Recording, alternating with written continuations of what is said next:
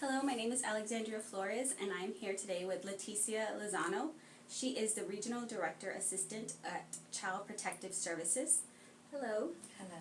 What is the mission statement of Child Protective Services? So our mission statement is Children First, Protected and Connected. We strive to work with families in our region to ensure that we provide adequate services and ensure that families stay together and maintaining child safety at all times. Okay, and what type of service does this program provide for these families? We have all sorts of different programs. A case comes in after being reported. It goes through the investigative stage. Once the investigation is completed, it could go several routes. The case could get closed and we could provide community services to the families, or it could be sent to family-based safety services, which is a section, a stage of service within CPS that offers services to the families to ensure that, like I said, provide them with the tools or resources available to ensure that their children are safe. Or if the case is has significant risk and safety issues and cannot be alleviated through community services or through working with the family short term, then in those instances we do have to remove children from their home, and they are sent to the stage of service known as conservatorship, where we work through the legal system from anywhere from 12 months to 18 months. We work with the families to ensure that the kids are safe and that we're able to return the kids. If we're unable to return the kids, then at that point we may look for family to place with maybe relative adoption or non-related adoptions. Okay, and describe the kind of clientele that you deal mostly with. Is it a specific race or gender type that are needing and requiring your services? We work with anybody in our region, and our region encompasses 28 counties, which includes Bexar County, which is San Antonio. It goes all the way up to the Del Rio area, up to the Hill Country, down south to like Crystal City area, and over to like Port Lavaca. So it's a pretty big range, geographical area. So we work with all sorts of families. In our region in particular, you will see a high prevalency of Hispanic families that we work with, because that's the demographics that are here in our area, right? Okay. And what are the caseworkers' productivity expectations? What is it, an average caseworker, what should they expect? Caseworkers are expected to work with the families.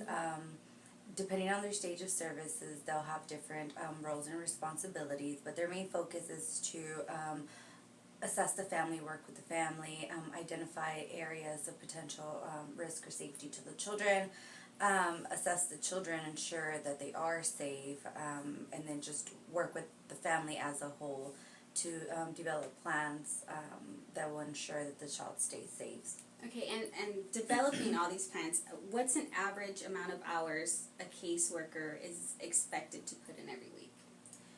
So the expectation varies because it depends on their workload, and it depends on the severity of each case. So one case may take, like for example, an investigation may take 45 days to complete, versus another case may only take 20 days to complete. So it just depends on the family dynamics, the severity of the case, what it all entails, or what the family's needs are. Okay. And just an estimate, how many hours of paperwork do you think are required each week for a caseworker? That'll vary again, but it is a significant amount because we do document all our processes. We do referrals, so although we are trying to do a lot more online and condense the actual paperwork, it is still times that, and it's necessary information and referral and submittals that need to happen, so it just varies in the stage of service. Okay. And what are some of the challenges caseworkers may encounter working in child protective services? And what's a dangerous situation that they can encounter? Well, one of the things that I always try to reiterate is that our caseworkers are going out into these neighborhoods, and they are dealing with with families and their children, and children are very, you know, precious to the families, and take things very personal, which they should, you know.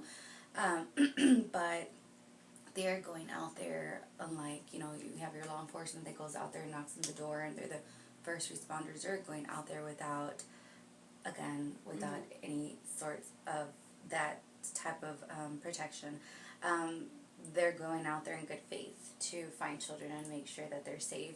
So even though they're going out to these environments, their passion drives their work, and so you know, they're out there doing what they can with what the resources that we have available. And we do ensure worker safety. We do have sectors of CPS that deal specifically just with worker safety, that can put things into place to ensure that they're safe. Okay, and how do any state regulations or policies that are currently in place affect your program?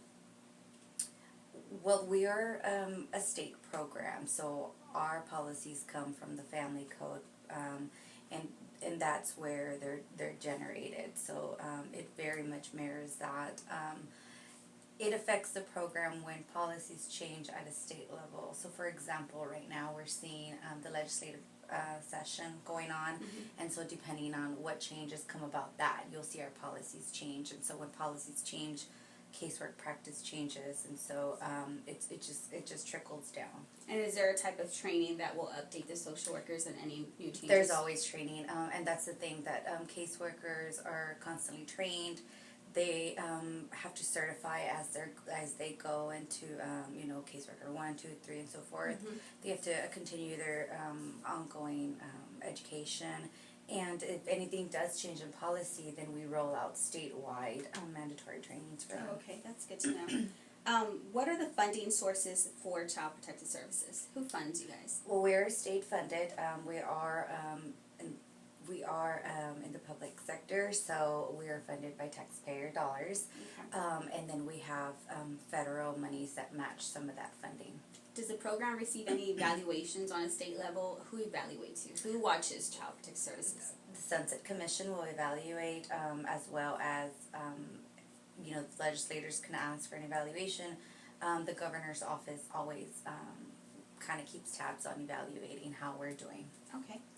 And just concluding, is there anything else you want to add? No, I mean, it's a difficult job at first hand, but we're dealing with the most vulnerable population. We're dealing with the children of Texas that need our help, and so at the end of the day, even though it's a tough job, it's very rewarding. Okay, there you have it. Leticia Lozano, thank you very much for being interviewed. Thank you.